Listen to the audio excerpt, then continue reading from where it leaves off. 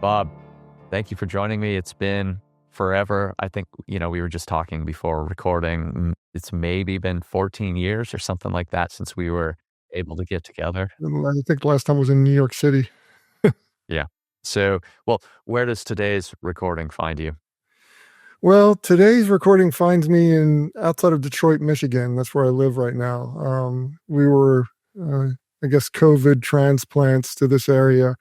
My now wife, has gotten a job teaching as a professor at the local university. So it's just I could work anywhere. So I just picked up and left, and I'm enjoying it.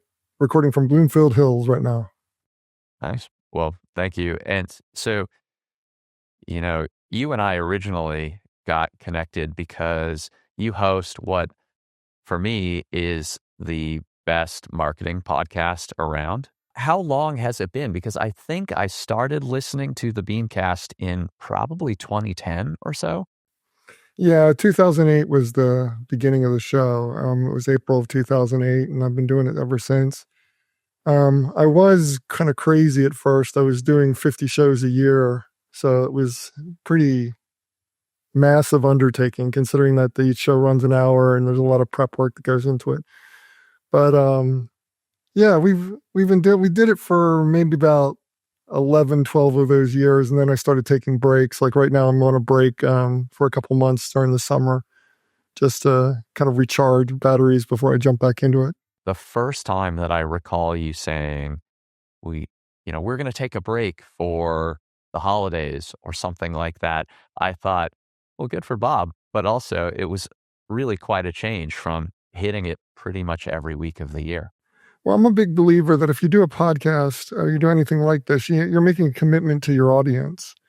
And in that commitment, you need to make sure that you're always coming out on a regular schedule, that people can depend on you, that you're bringing reliable information to them, and that they can just know what the deal's going to be when they sign up to subscribe to you.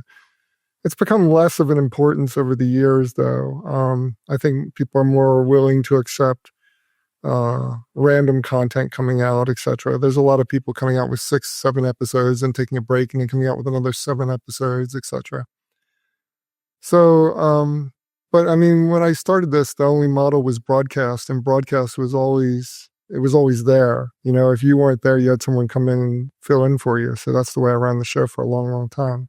You are also a consultant and have been for a long time. You've run your own consulting group. So what has sort of your journey been that's led you through consulting, almost 20 years, I think 17 years of podcasting now, and then, led you to what it is that you're doing today?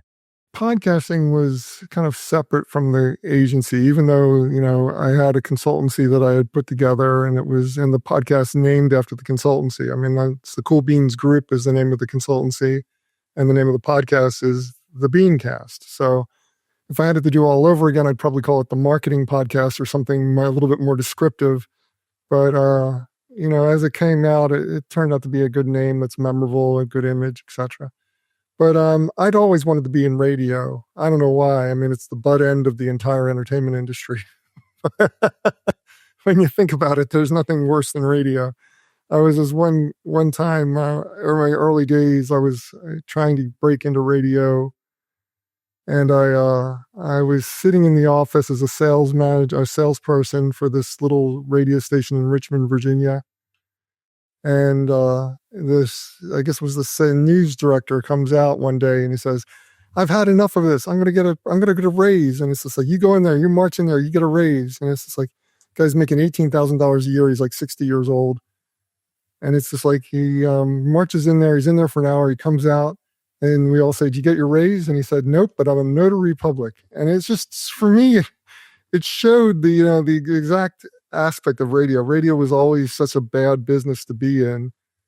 But I loved it. I loved the audio experience. I loved the way that you could get involved with talking with people and not having to worry about the video element, and that it was just really a kind of intimate way to explore topics and be interesting and to have conversations that were meaningful to you.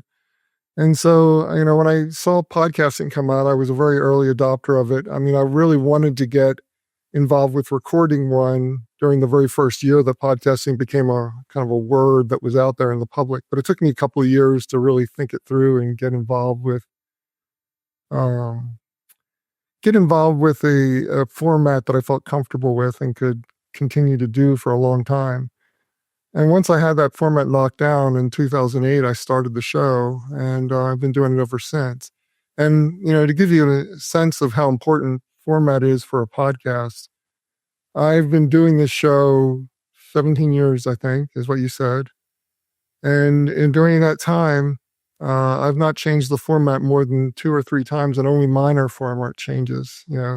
Usually, like, we started off with no ending to the show, just kind of going with people talking about their shameless plugs.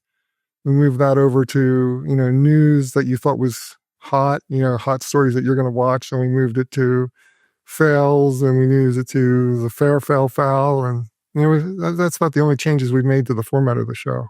And throughout all of this, you've continued doing agency or consulting work, or are you now just focused on the podcast? No, I continue to do consultancy work. I mean, I'm involved with a lot of analysis projects. I basically will take the research and bring out some kind of understanding of it so that we can get a messaging format or a messaging plan or platform that's going to engage your audience in a way that's meaningful to your business. And I do a lot of that kind of work. I do a lot of thought leadership activities. I speak, I write, I go all over the place. So that's basically it. A little slowed down these days. I mean, it's just like, as I've said on my show many times, I mean, that's like I came down with Parkinson's, diagnosed with Parkinson's about a decade ago. And it's slowing me down a little bit, but it's not keeping me from doing the great work that I've always presented to people. When I listen to your podcast, and I'm sure that, because you tend to be very focused on I forget how you phrase it, the news of the week, something like that, the marketing news of the week or whatever it is. I'm sure for plenty of people, that's not their thing, but I don't keep up on marketing and advertising news or what's going on, with the latest Super Bowl ads or whatever. You do tend to do a review of things like that. And so your podcast, for me, at the very least, is the one place where I get those things. And again, it might not be true for everyone, but I suspect with some of the things that, the challenges that you've encountered, that having started so early, that your podcast allows you to, that's a place where you're able to continue to do the work without necessarily, like you said, being slowed down so much. Yeah, I'm not a definitive news source. I've never claimed to be. And I started this podcast off originally as being a companion to the agency business in some respects. I mean, I wanted it to always be a resource that my clients could tap into and get the most important stories of the week, the things that are going to be most affecting us as we go forward over the next few years, few months or few years, depending on what the subject is. And so, a lot of times when something's really hot, I'll get into that story multiple times during the course of the year. And it feels like I'm doing the same thing over and over again, but I'm really just trying to get to the core of a core understanding of the stuff that's most important to us. The stories and issues and stories that are most affecting the marketing world today. And it's kind of taken a life of its own. I didn't anticipate it growing much beyond my client base in terms of listenership, but I got a lot of people tuning in because it is so good at getting to the core of the meat of the problem and getting to the core of the issues and really exploring it from different angles, because I have a rotating panel. I don't do interviews. I bring on 3 or 4 people, have them talk about the stories that I want to hear more about, and just have them expand on the subject on their own pace and come up with new ideas and new thoughts. So it's kind of interesting the way it's all evolved over time. I mean, it's just become something that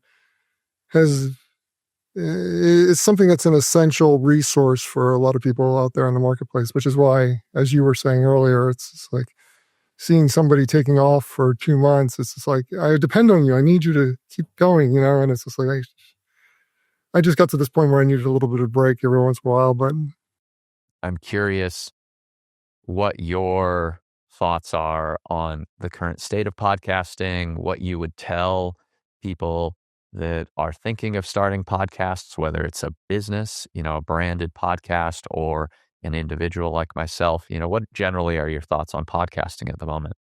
well, it's bifurcated. I mean, it's just like on one side, you've got the people who are going after big audiences, and big audiences require big audience topics. Like, if you want to do a murder podcast, an unsolved murder podcast, you're probably going to get more attention to it than if you're going to do something like I'm doing about marketing and advertising. On the one side, you have that kind of group. The people who are out for that are looking for money. They're looking for sponsorship. They're looking for ad deals to be done. And on the other side of it, you have the people like me or the people like you who are doing business podcasts or doing podcasts on niche subjects that are looking more for a tribe or trying to get to a certain specific audience and have engagement with that audience. And I always tell people that I've created podcasts for, because I do that as a side business as well. I always go and say, your success, you got to understand what your success looks like. It can't be, I want 100,000 people listening to my show, because you're never going to get that. But if you get the 10 or 12 or 100 people who are hottest on your to-do list or your go-after lists or your hot lists in terms of business development, then having a podcast makes a lot of sense for you if you got it geared toward them in every single way. If you're going out there every time you're marketing your podcast and you're specifically trying to reach out to this group of people, then you've got a success on your hands. If you convert one of them, you've made up all the money that you spent trying to develop the podcast to begin with. So, I mean, that's generally the way I look at it. It's got two different audiences, and there's room for everybody to get involved with podcasting, but there's not room for everybody to be successful. For years we talked about the long tail, how there'd be lots of people making a lot of money on little audiences, and that was always BS. I mean, it never was going to happen. It turns out the model is exactly the same as it always was. It's just that there's this long tail of opportunity for people to do different types of things, while the main structure of it still works the same. Popular subjects become very popular and get a lot of audience and a lot of attention, and they're the ones that are going to make all the money. How would you advise someone, or how do you think about success around a podcast? If a brand starts up a podcast this January 1st, 2026, plenty of organizations want to see a return in the form of revenue or something else, probably quite a bit earlier than I suspect you would think is reasonable. And even if I'm wrong, how do you advise, or how do you think about often short-term performance metrics versus a long-term narrative or brand equity building? Well, short-term performance goals have always been the bane of our industry. I mean, anybody in marketing knows that the short-term results are not necessarily indicative of what your total value of your campaign is. And you need to have a little bit of both. I mean, it's just like, I understand that you're not going to get immediate return on investment from a podcast investment, because it's a deeper content effort that requires a little bit more work and attention and money to get off the ground and get an audience so that it starts to deliver the kind of results that you're looking for. But you can set some reasonable goals. Like if you know that your management team is going to look down on this podcast and say it's not going to get the results that we need, or it's not getting the results that we need right now, then you can plan for that ahead of time. You can say, we're going to go after this amount of revenue return from this subject, and we're going to do it like this. We'll build in some kind of mechanism so that we can generate some income from it, whether it's as simple as a discount to maybe reducing the amount of, reducing the expectation of whatever success would look like. Meaning, you don't have to necessarily make money, but if you say, I get 3 calls a month every time I do a show, I'm doing a monthly show, or do 3 calls a month, that could be consistent way to measure the success of the program. And then you share the success of the program or the failure of the program with the other people in the organization, meaning the salespeople are also responsible for converting these leads that we're generating from the podcast. And it can't be that the leads are crap. It's just that their salespeople are not doing their jobs. And it's just like kind of sharing the blame through the organization so that there's more impetus to do it and make sure that everybody's firing on all cylinders. As a podcast host, what's been your evolution as a consumer of podcasts? Do you listen to more or less now? Do you gravitate towards certain types of podcasts? I've always gravitated toward the tech podcasts. I mean, it's funny. I'm so enamored with the business podcasts that I run, and I do business podcasts, business to business podcasts for people. That's mainly the kind of work that I do. But tech podcasts have always just fascinated me, and especially like This Week in Tech and MacBreak Weekly, the stuff that Leo Laporte's doing. I mean, I've modeled my show after those formats, and I've really pursued them in that way. And for years, I listened to them religiously. I don't listen to them as much these days, mainly because I got involved with Howard Stern. But I listen to that a little bit more than anything. But that's a whole other story.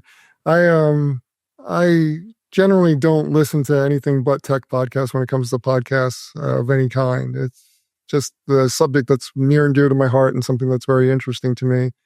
And it's something that I like to know from an avocation standpoint rather than an occupation standpoint.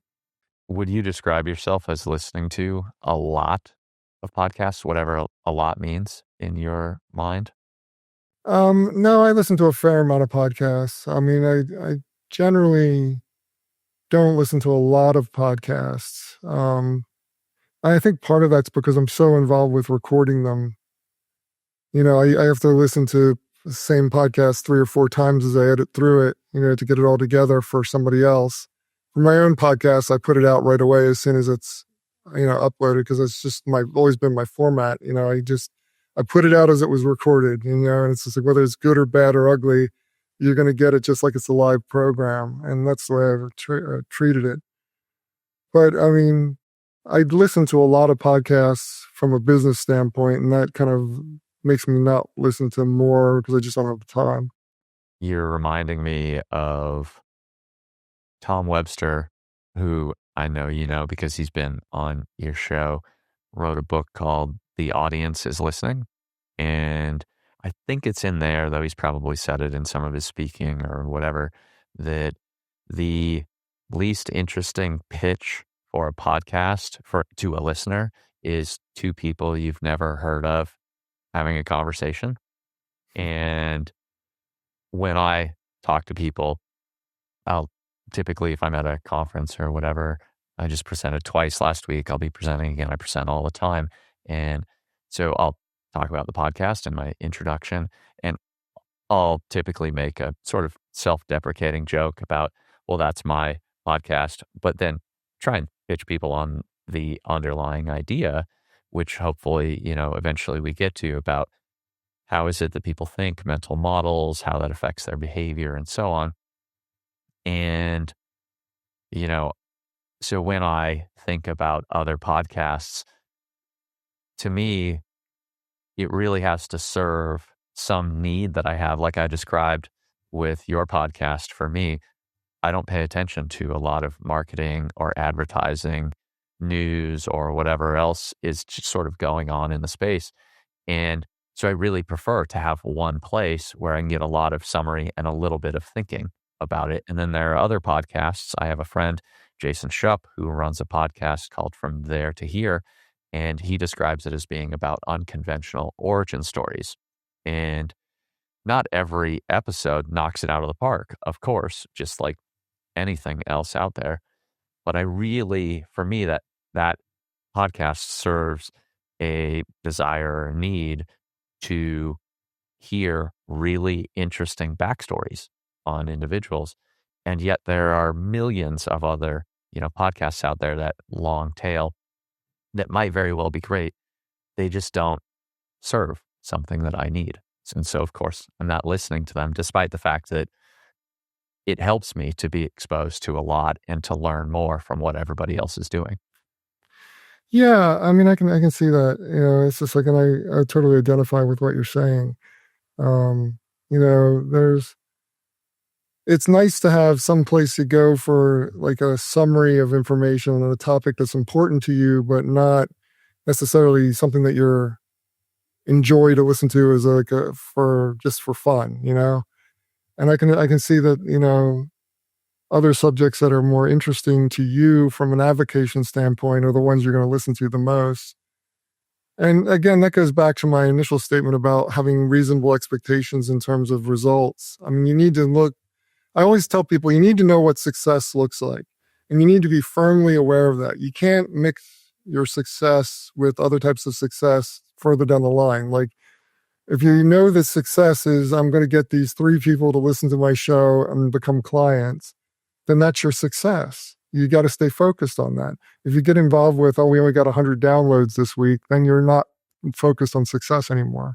When I think maybe about podcasting, but also perhaps more broadly to marketing and communications, you have been involved in so many conversations over the years, in part because of the podcast, but also because of your work. And you've also, in some of those conversations, you've had very opinionated people involved. I can recall plenty of episodes with people you've talked to that are happy to speak their mind. And often I find those very entertaining. Some of the more polarizing topics in the last, 15-ish years have been issues around tracking and privacy, but also I think maybe relating a bit more to podcasting, but not specific to it, is also how we think about creativity. Is the podcast that you create bringing anything new to the space? Does it need to bring anything new? In digital advertising, has a largely direct response, hyper-targeted model diminished creativity? And so with all of that preamble, with all of the conversations you've had and the work that you've done, how do you see marketers thinking about audiences, channels, creativity, and all that shaping the work that they do nowadays? Well, first, I would say it's not about creativity. It's more about authenticity. I think that's what's suffering most. I mean, there was never a lot of creativity in terms of podcast advertising.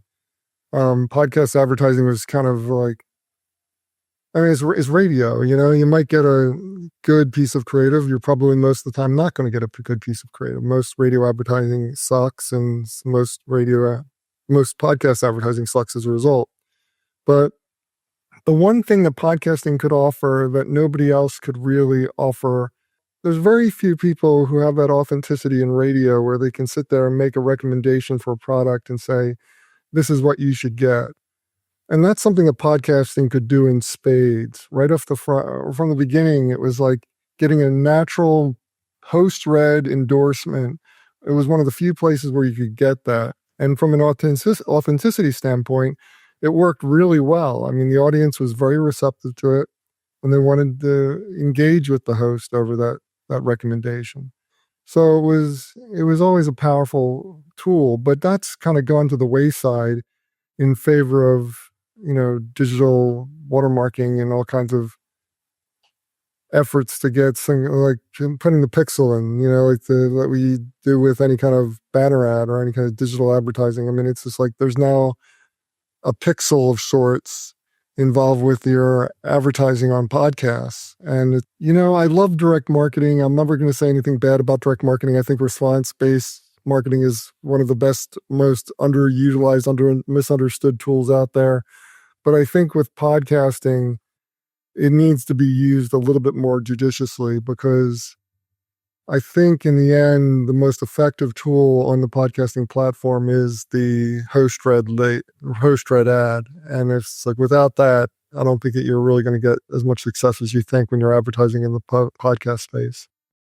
Do you have a perspective on the value of or the balance between entertaining an audience versus getting involved in advertising or calls to action that might distract from things that keep their attention?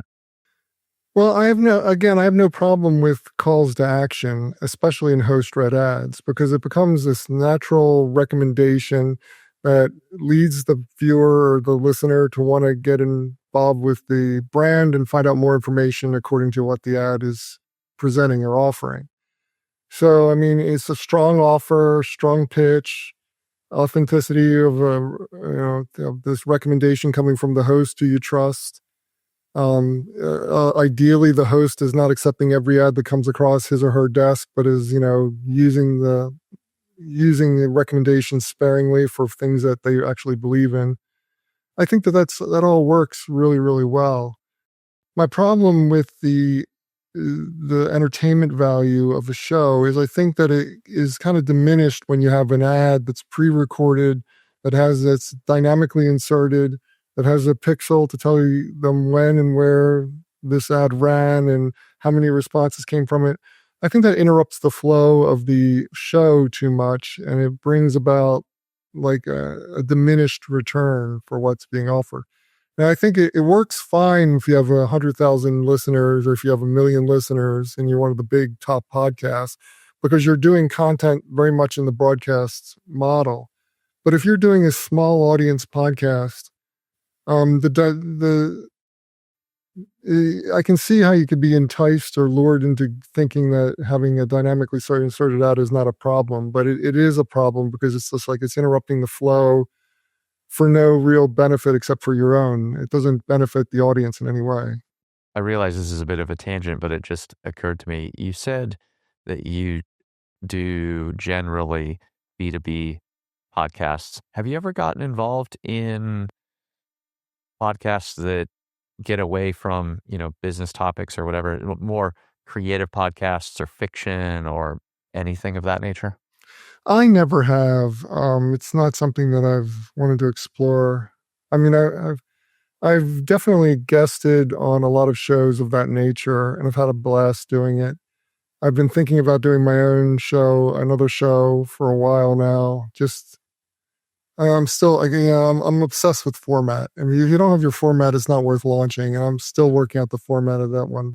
When I talk to people about podcasting, I do my best to remind myself that not every podcast has to be a one-on-one interview.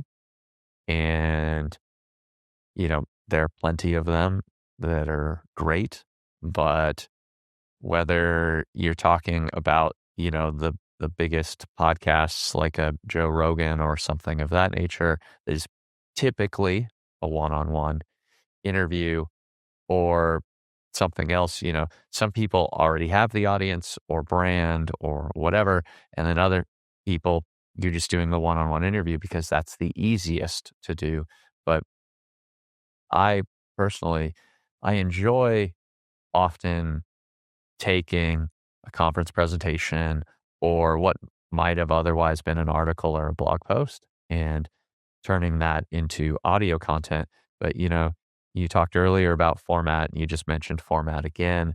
And I think there's certainly a threat that if you're typically doing a one-on-one interview or your format, where you have a panel and it's pretty much straight to tape, that when you have a desire to do something else and you introduce it into the same stream, that you lose your audience because it doesn't make sense. It's not what they're coming there Yeah, for. you can't ever introduce it into the same stream. I think that's where a lot of people get wrong. If you're going to put out another podcast, it needs to be a separate stream that's going out to a separate audience. It needs to be launched from ground zero, unless it's the evolution of the show that you've got. On the topic of podcasting, I think a lot of people chase scale over influence or over effectiveness. So is that as you see it, is that a human failing? Is it something about marketers? Why is it that podcasters chase scale over influence or results a lot of times? Well, everybody in the advertising world chases scale because it's easier to do. I mean, it's just like if you wanted to go and put an ad out on any kind of banner campaign and you're not going after scale with that audience, you have to go and place about 100, 200, 300, 400 buys. And that's why we have the invention of programmatic marketing. I mean, programmatic marketing comes out of that world. And programmatic marketing, as we found out over and over again, is not effective. It really comes down to when you're chasing scale, you're not always chasing the right thing. Scale works for scale products. If you want to go after scale, you need to be like a Coke or Pepsi or a McDonald's, where you're just trying to remind people that we're here for you and that you can come and get the sandwich that you like or the soda that you like. And, it's just a reminder during the day that you can go about and get the product that you need. And they need scale to function like that. But if you're talking about a product like, say, Harry's razors or something like that, whereas a subscription product is a little bit smaller, then you need to do more targeted buys. You need to make sure that you're getting to the right people. You're not trying to go to scale. And then if you're in a business-to-business standpoint, you need even fewer people. You need very few people to make a success. You need 10 people and one of them converts, and then you get a $100,000 deal and it pays for everything that you're doing. So I think that the desire to go after scale makes sense for certain products, but it doesn't make sense for others. So we need to be more judicious about how we approach the use of scale advertising. We need to be very reasonable about our assumptions about what it's going to achieve in every case and make it not so much the goal as much as a tactic that works for the ads for products that need it, When you have a client that you're working with they already have a podcast or they're about to start a podcast, are there other things that you recommend that they do? Like, drive listeners to your email list. Oh, you don't have an email list? Well, time to start one. And well, then in that case, what's the email content going to be? Or whatever other activities. Are there non-podcast activities that you recommend your clients undertake so that they do land those top 3 clients? I think you need to look at things in a holistic way when you talk about advertising. You really can't look at it as a single effort. A great example of this is for years, if you went to get a Macy's email, you would get like a email optimized for, mobile devices. And you look at it on the mobile device and it would look good. But then when you clicked on it, you went to a website that was not mobile optimized. Or it would be vice versa. You would get like a email that would be not optimized, but the website would be optimized. And it's just like things like that destroy the entire communication cycle because you're not seeing things linearly and you're not responding to things in a linear fashion. So you need to really think a little bit more holistically about where the client could come in and what would be the pathway to the result that you're looking for. And make sure that all those pathways are optimized and have as little obstructions in the way as possible as you put it together. So, I mean, in essence, that's the answer. I mean, it's just like you can't just take your one effort, your podcast, and it exists in a vacuum. It needs to be part of the entire structure of how this customer is going through things. I've been thinking a lot about transmedia recently. It was a hot term a few years back. You had multimedia, which came first, which is like a very linear experience. You go in, you go, like you can think back to Encarta. For those of you old enough to remember Encarta, the encyclopedia that was put up on Microsoft. You get into a subject, you click on a video, you see the video, you click on a picture, you get a picture, you get information that's all being presented in one place at one time that gives you an experience. Whereas transmedia was messages that would come to you through many sources. Some people would come in from a street sign. Some people would come in from a radio commercial. Some people would come in from, um, a vendor on the street that you put out there, some kind of event vendor. And, each person takes a different path through it, at different times, at different spaces and different places. And that's closer to what kind of experience a marketing experience really is. I mean, it's just like storytelling that's asynchronous, that happens over time in different places, in different ways, and comes out with a similar result, no matter how you take them through this pathway.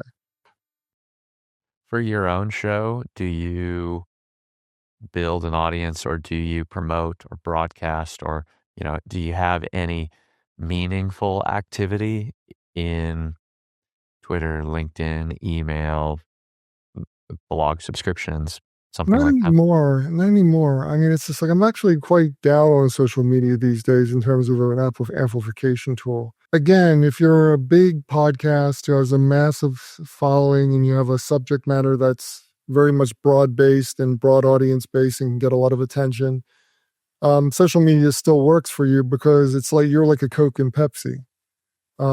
You're out there advertising to remind people that your show still exists and that you have this great content coming up that people are going to want to listen to. And so it makes a lot of sense for you.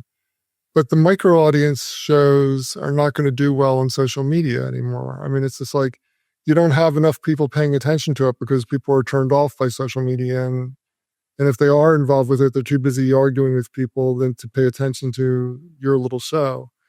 So I continue to promote my show on all the social platforms, but I don't feel it gets me much in terms of attention for the program anymore. Are there any other channels, like email? Because I just can't think of any others right now where you feel like maybe you built an email list and that's the place where you reach people.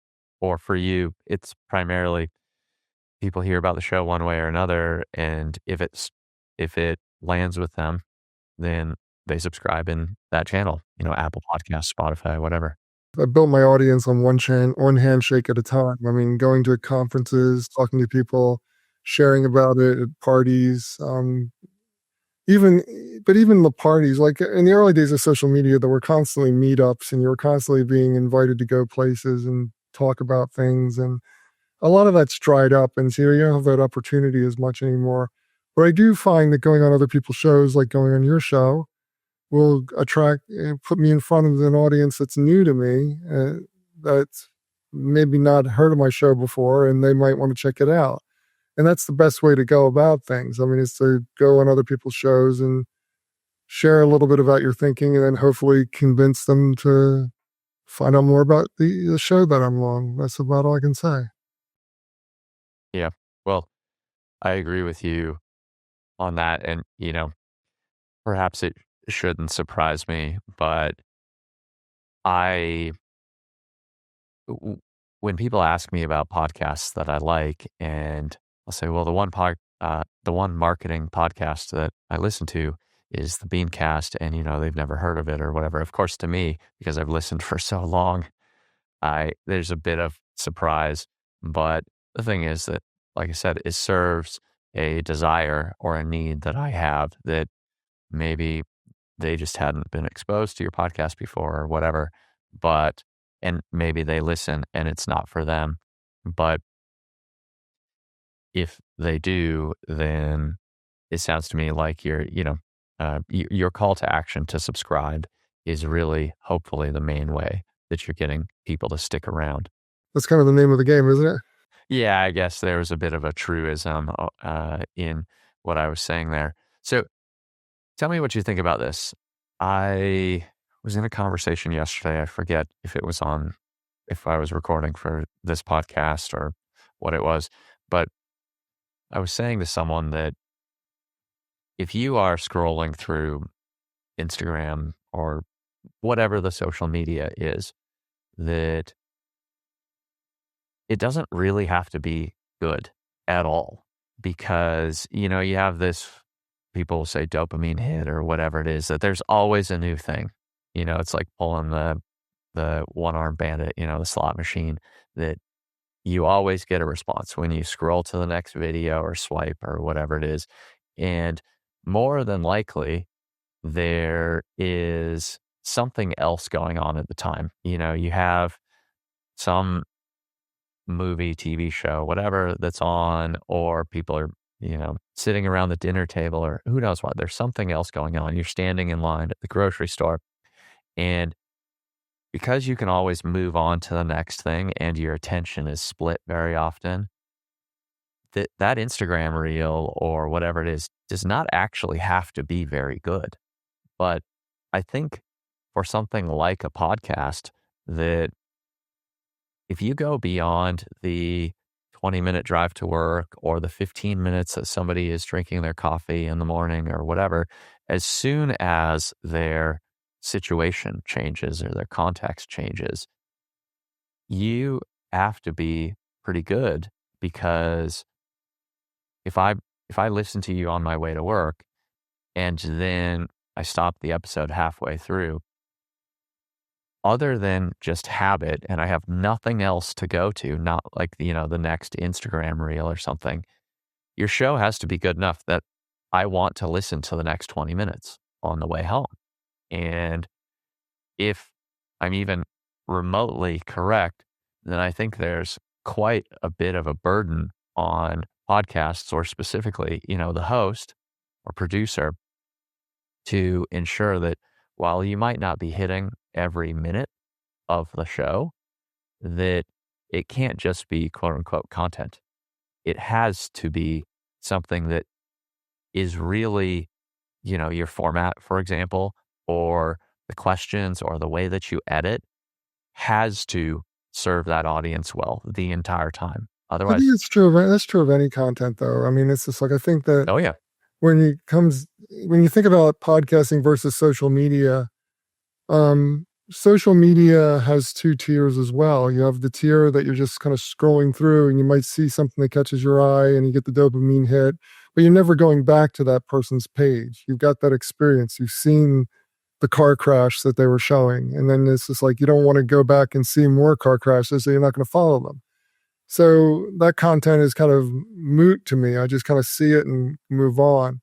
But then there's content that I see where I'm like, oh, I want to subscribe to this person. I want to see more of what they're offering. I want to see more about this. Tiny Kitchen would be a good example. I don't know, for some reason I was so fascinated with Tiny Kitchen for a while, and I was always going there to see what their latest little Tiny Kitchen bake-off opportunity was that day. So, um, those types of content experiences are worth subscribing to. And I think that's why podcasting is different than most other media is because it's a subscription-based experience in most cases only. Very few people just download an episode, they'll subscribe to it, and they'll listen to it. Maybe a few shows and experience the podcast a little bit more in detail.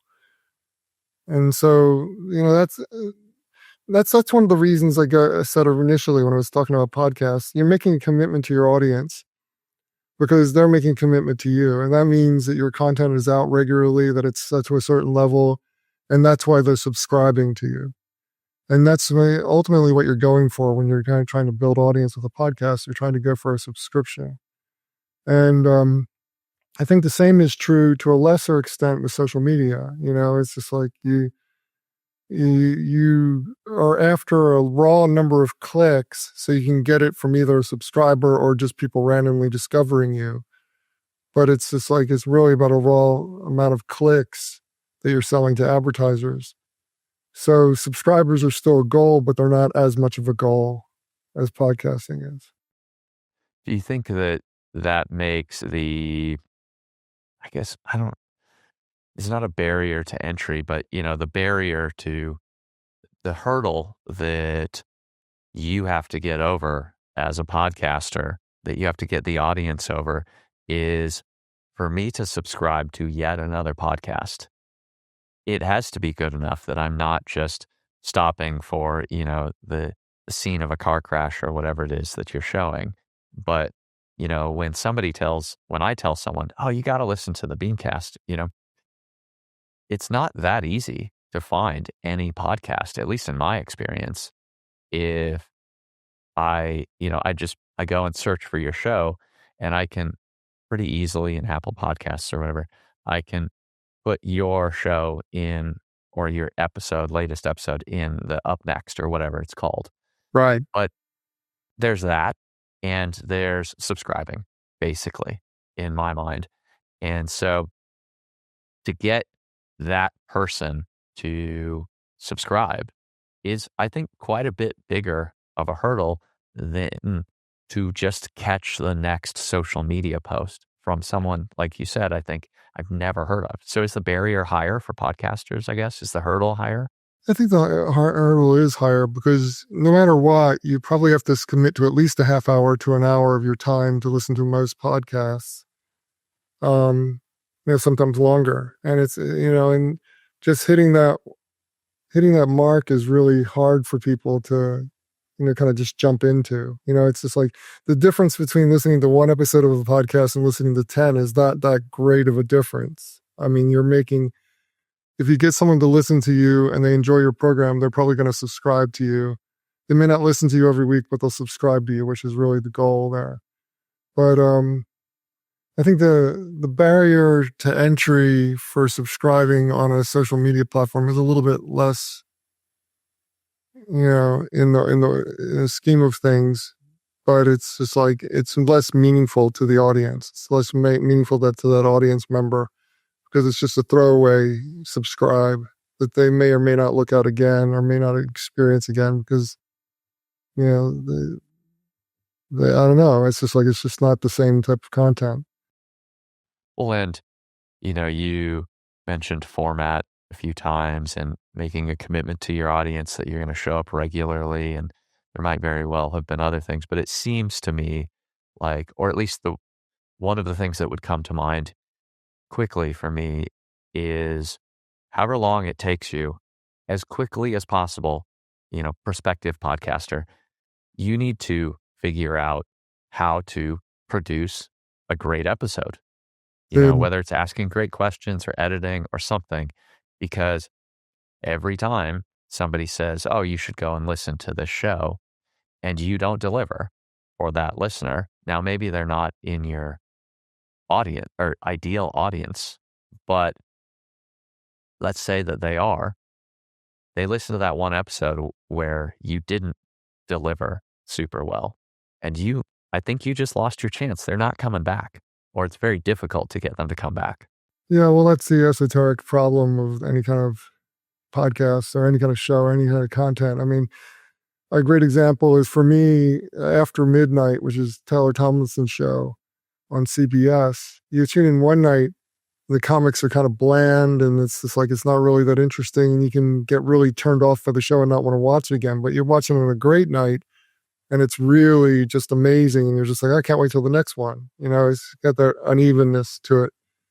I think the same is true with podcasting. And it's just like you need to try to be on as much as possible, but you're never going to be 100% every single episode. And you're going to lose people along the way because of that. And that kind of stuff keeps me up at night, but there's not really much to do about it except to be perfect every single time, and that's not going to happen. How do you try to control for that, though, with your clients? Is there, extra planning you try to put in, but that's more costs? Or, how do you up the quality with your clients, I guess? Well, for me, the biggest way to up the quality on a show is to make sure that your topics are hot, that they're of the moment. And, it's like for longtime listeners, they're going to listen to it and say, well, I am either interested or not interested in this subject right now. But, I appreciate that he's keeping up on the latest topics. And then for the new audience members coming in, you just have the hope that you're hitting the right note. And if you're doing a good job with your research, and if I'm doing a good job with my research and figuring out what the next big topic is and what everybody's going to be talking about for the next couple of weeks, if I can get that inserted into the topic list and get people to listen to it, that's going to keep them, whether or not it's a great conversation or not. It's going to show them that the content is at least topical and ready to be used on a current, an immediate basis in the marketplace. For your typical client, do you find that in order to have a really great podcast, consistently great podcast, for their audience, for their goals, do you find that your typical client requires a lot of planning or editing or guidance, episode strategy? Or have you been fortunate to work with clients that they, because of their thinking or their ideas, they just produce at a high quality? I mean, it's just like it comes down to you either are listening to me and listening to my advice, or you're doing your own thing. And it's just like, and I think there's a beauty in it, whichever way you go. I mean, it's just like if somebody's doing their own thing, hopefully they've got an understanding of what it takes to get attention. They know the topics that are hot, and they're gonna come up with things, and I'm just there to record it and edit it and bring it down to shape. Yeah, that's a tough one. It's just like I'm not sure how to convince a client who doesn't want to listen to do things a certain way that I know works. And you just got to hope for the best in some cases and just do what you can to help them understand what they're doing. It makes sense or it doesn't make sense. Yeah, I mean, part of what I'm thinking is there are plenty of, let's say, speakers at conferences that are really smart, or one-on-one, they're engaging, or they really know their stuff, but the presentation is terrible because they're bad presenters, or they, for one reason or another, didn't take the time to practice, or they practiced, but they were not aware of how their audience might receive it. And so then maybe you have a client that they have brilliant ideas, but they just don't realize that because they choose to run largely without a script, they just have an outline or whatever it is, that, they really could use more input. And so part of what I'm thinking is, you know, how much work does it take to produce something that is consistently high quality versus it maybe just coming naturally to podcasters, certain podcasters? Part of that comes down to the format. I mean, I know like say bring up format, but if you Yeah. want to make the show interesting, you need to think about how long can we talk about certain subject? What kind of information do we want to put in here in total? And how is it all arranged so that it makes the most sense to the listener? Sometimes the interview format works great, but it's just like to improve upon the long form interview format, I would say start off with some headlines, get into some joking about things at the end, like, stuff that's you think is failing, it's just like, mix it up so that it's got some entertainment value and then, launch from that standpoint, I mean, format is so key to me to understand how a show is put together and how it's going to land with the audience. That makes more sense to me than just being a roundtable discussion or a podcast interview or two guys who always get together and argue with each other. I mean, it's just like all of those formats are made better when you add in different things that are happening to kind of mix it up and get some sections of the show that people look forward to. But people always look forward to Dave Letterman's top 10 list. Right. And the top 10 list was just a small little segment of the show. It was only like 2-3 minutes at most, but it made a difference. It got people's attention. You had the monologue, then you had the band play, then you had the interaction between Paul and Dave, and then you had the top 10 list. I mean, there were sections of the show, and it made it interesting for lots of different people. And that's what podcasts are missing a lot of times because they're done by amateurs. Yes, I agree with you. And that is something that, as this show continues to evolve and as I continue to learn, I have much greater respect for people who have industry experience, broadcast or media production or something, or people who have a lot of podcasting experience. However, that said, I'm personally really curious how you go about producing a podcast nowadays, your podcast specifically, because I think I recall that at some point in the past, you did everything over Skype. Yeah, I used Skype right until the end. I was right to the bitter end when it shut down on May 5th of this year. So I actually still think that Skype was a great tool. It's rolled into Teams now. Teams is also a good tool, but I'm still playing around with platforms for what to use. I mean, Zencaster and Riverside is, I think, sort of the big one. yeah, those are interesting, but they seem like overkill for what I'm doing. In terms of my, I mean, it's great for interviews because you can get two streams and you can mix them together and you can keep it really great. And it's important when you're doing interviews to have that consistent audio quality on both sides of the conversation because it's only two people talking. But for me, teaching people how to stay on the line and upload their section of the show, and I can have someone disconnect and I can lose their portion of things, and it's just like there's too many points of failure for a system like that. So I'm still experimenting with which system to use. Right now, I'm actually kind of exploring and really loving FaceTime. Believe it or not, the FaceTime groups function, which most people don't even know exists, lets you pull people in without any kind of software, without any kind of account. It gets you immediately into a room where you can talk. You don't have to be on Mac; you can be on PC. I mean, it's just like it's all browser based. It makes a lot of sense to me, and it's just like I'm still experimenting with it. But I think if I can get through some headaches I experienced right toward the end of my show before I went on break, I mean, I think I should be able to continue to use it. And you can record FaceTime groups? I've always recorded on my computer. I mean, Right, okay. meaning I use GarageBand, and I record live through a soundboard that I have attached to my microphone to the computer, a USB soundboard. And that's what I've always done. I've always had I was doing this way before they had any ways to record Skype or any of the other connection platforms. So you don't think you would go to, for what you do, that you would go to Zoom, since that's ubiquitous, it seems? Zoom, I've heard good things about it from like the people at Twit, This Week in Tech. They use Zoom now and they're very happy with it and they recommended it to me. But I'm not completely sold on Zoom as far as quality. I mean, I think FaceTime delivers a little bit better audio quality.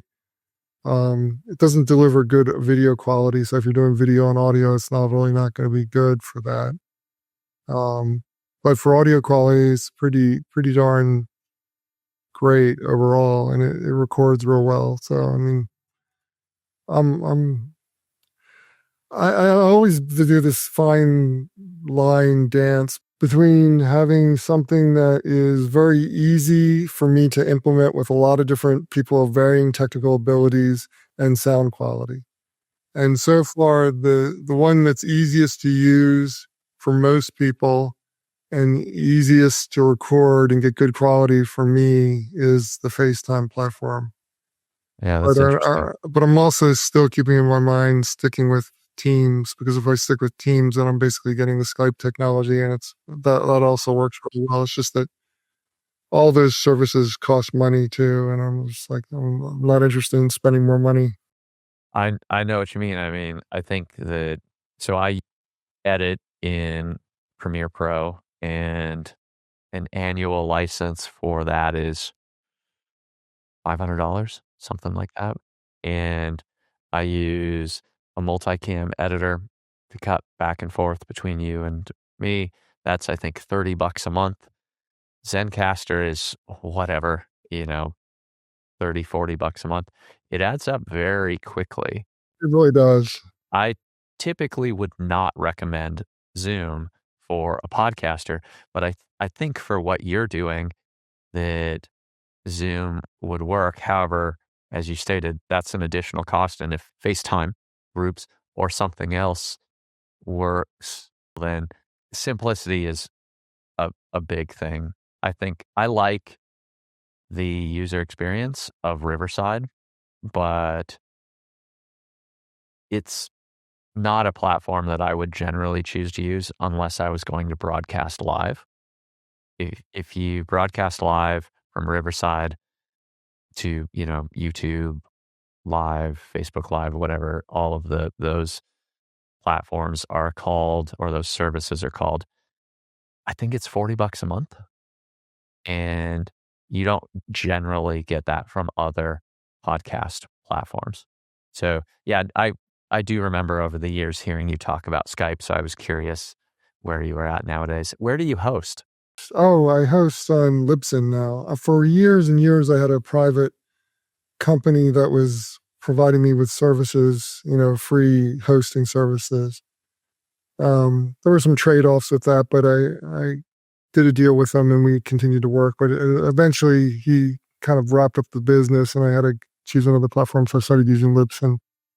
I have used them off and on over the years for client work, but never myself. But I did a long time ago. I liked their integration with WordPress. I don't know what things look like nowadays, though. Yeah, I'm not sure what their integration is with any of the outside platforms. I mean, I basically still publish on my Squarespace account and my website, etc., and then I feed us a live link from the server to the web page. So it's just like works for me. I wanted to ask you, your last episode was, I think it was May 22nd or so. It was the end of May. And it's been now, what is it, 3 months? Something like that? It was 4 actually months? it was like the end of June. End of June. Okay, End sorry. of June, because I take off July and August every year now. Okay, so we're almost 2 months in. What have been the stories and other things that have gone on that you would have been talking about? Well, I honestly have not been keeping up with the news as much as I should be, so I can't really answer that question in depth. But I can tell you the one big story that I missed, and it happened the week after I went off the air. I couldn't believe it. Was the merger deal between Omnicom and Interpublic. That's a disaster waiting to happen, and it's just like nobody. It's funny. Everybody in the press can see it, but nobody there can seem to see that it's just a disaster. I mean, it's just I've noticed so many people have gotten laid off so far with this as they try to streamline the operation. It's just a mess. When we got together in person, I won't divulge too many details in case you prefer not to talk about past clients, but I was working for an agency owned by Omnicom. Yeah, I remember. I also remember that I didn't meet you in New York. I met you in Pasadena, but that's beside the point. I think that was before the proposed merger between Omnicom and I think it was Publicis back then. I forget what year that merger stuff was going on, maybe 2014, 2015. And you and I met before that. But I was nowhere near any of the discussions or anything. So I was hearing things, fourth, fifth hand. But it was interesting to see to try and read the tea leaves sort of people's statements or behaviors or whatever, and then hear things out in the media. So when you mention this merger, there are always things to say about change in marketing and advertising, opportunities for small shops. Now we've got AI and who knows what things will look like, but I think that now is a good time. My personal opinion, now is a good time to be figuring out how to do your own thing. Well, that's not a very hopeful statement, but it sure is true. Well, thank you. I appreciate that. Okay, Bob, you've given me a lot of time here. You've been very generous. First question is, where do you want people to go? How do they connect with you? Anything of that nature. Second question is, if we didn't hit on anything, or if you have any words of wisdom or things you want to leave people with, what would those final things be? Well, everybody can reach me at thebeancast.com. That's thebeancast.com. And that's where you can find everything about the show. You can find the much neglected blog. You can find all kinds of information about me as a consultant. You can find samples of work, etc. So it's just like it's kind of a resource for the entire consultancy as well as for the show itself. So definitely go there. You can catch me on all the socials. I'm on X. I'm on Twitter. I'm whatever. Yeah, I guess it's the same thing now. Facebook and Instagram. Yeah, just look me up. It's always Bob Knorpp. Those are the ways to get through. That's BOBKNORPP. And in terms of wisdom, I don't know that I have any wisdom except that, stay holistic. It's just like whenever you get involved with marketing, don't just get caught up in the hot new thing. See how it fits into the rest of your marketing plan. That's the one thing that people always seem to know, but never seem to pay attention to when they're trying to put together their programs. Everybody's so caught up in their silos, especially within certain big organizations. You get caught up in your department's mandate without thinking about how it interacts with the rest of the programs. My story I always tell was in the banking industry, everybody wanted to get checking accounts because checking accounts were the primary account and it meant the most to the bank.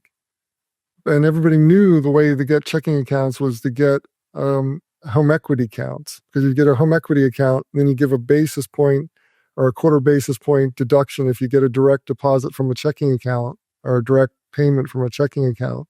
That's the one way you could get a new checking account opened up with the bank. But the trouble was the bonus system doesn't allow for that, because the bonus would go to the checking account manager as the primary owner of the account, and the home equity manager who spent all this money to get the account would get no bonus out of it. So it's just like the organization was not structured to help people to generate the kind of integrated, holistic revenue generation that you want from any kind of organization. It's just like it wasn't working the way it should. And that kind of tripped up the banks for years. And I think that's comes down to always thinking about your marketing plans as being something that is wider and bigger than just yourself. And how does the customer's experience match up to what you're saying to them along the entire pathway? I agree with you 100%. By coincidence, the day that we're recording this, I just published a clip from another episode where someone was talking about not marketing specifically, but, getting so focused on achieving your narrower goal or the objective of your task, and losing sight of whatever the bigger objective is, and might some change to your activity allow you to accomplish what you need to accomplish and also what the organization needs to accomplish. So I appreciate that. Yeah, no problem. It's just like, thank you very much for putting me on the show as well. I really appreciate the opportunity to speak to your audience, and hopefully a few of them will want to check out the Beancast, which is coming back the week after Labor Day, just in, I think it's the 6th of September, if I'm right. 6th or 7th. Something like that, yeah. Well, thank you, Bob. I appreciate it. And yes, I hope people check it out, because as I've said a couple of times, for me, you run the best marketing podcast out there. So thank you for joining me. Well, thank you again.